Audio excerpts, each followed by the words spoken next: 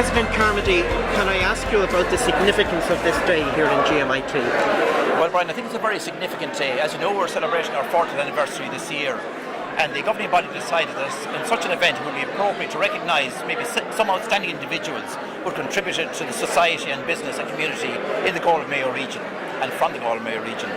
So we decided to create our first time creating an honorary fellowship in GMIT. So the 7 people we award those fellowships today are the first 7 people in the history of GMIT to get them.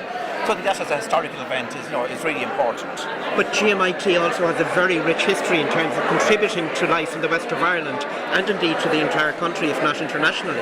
Oh indeed, yes. I mean, the main point about, I suppose, GMIT or Galway RTC, as it started out, was that it allowed access to a whole new generation of people who would never have had access to higher education. And that's probably one of the strongest points about GMIT, that many students who come here, they will have been the first people in their families to actually enter higher education. And obviously going on from that then, their brothers, their sisters, other family members will join. So I think it's really probably one of the strongest points about GMIT. We've also, of course, expanded in that time, not just being Galway. We opened our campus in Letterfrack, we have another campus here in Galway in Clonmurra. We have our campus now up in the Mayo campus at Castlebar, and we operate in Montbellew. So we've broadened our remit across the whole Galway Mayo region. I think it's a great honour to be recognised by the third level institutions in your own city. I think that coming up here over the years, I was delighted to see the great developments that have taken place in the GMIT. My early visits here would have been probably at the end of the college year when the students were showing their final year's work. And all I could say is that I was every year blown away by the installations and by the quality of the work, which was increasing every year. And that time they had difficulties in relation to space, but I was so glad to see the library arrive, and I was so glad as well to see what a significant contribution to the architecture of Galway that the new GMIT buildings were.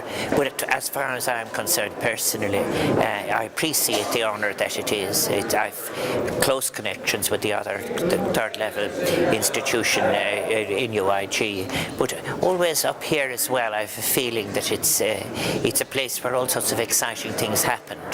When I was minister, I remember as well coming here and seeing the very early work they did on the incubation units and the new products that they brought into being.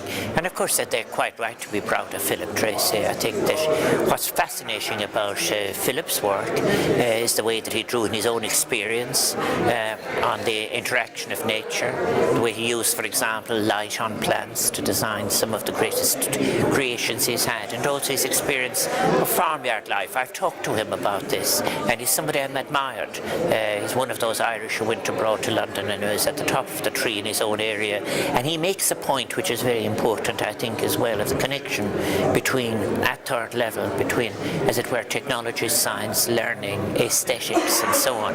And there are many, many more. I've met them, and then, of course, I was out in maybe the most, I've decided to, when I was going abroad, to use many of the objects that were made at the GMIT extension in Letterfrack, which is producing some of the most beautiful work through the Furniture College. I'm very honoured that the college thought of me, and it's wonderful to be here in Galway and receiving this award, and I'm truly, truly honoured.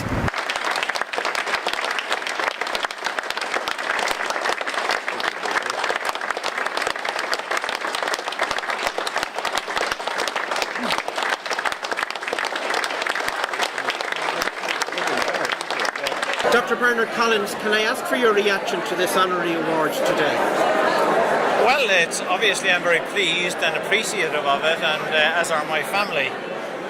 But I suppose, you know, when I look back at the reasons as to why I got the award, you know, I'm really just a figurehead for a number of organisations that had great teams and great organisations and great management who all work towards the same vision. So I see it more as, while I deeply appreciate it, I see it very much more as an acknowledgement of the work of those teams.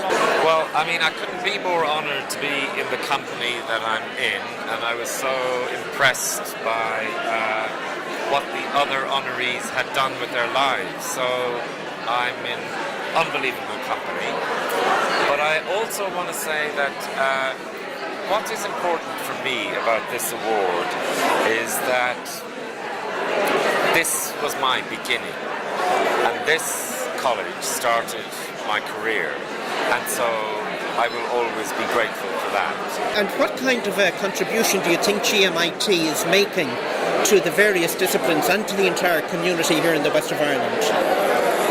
It's not two individual subjects. It's my belief, and I'm coming out of a university system, spending my career in UCD.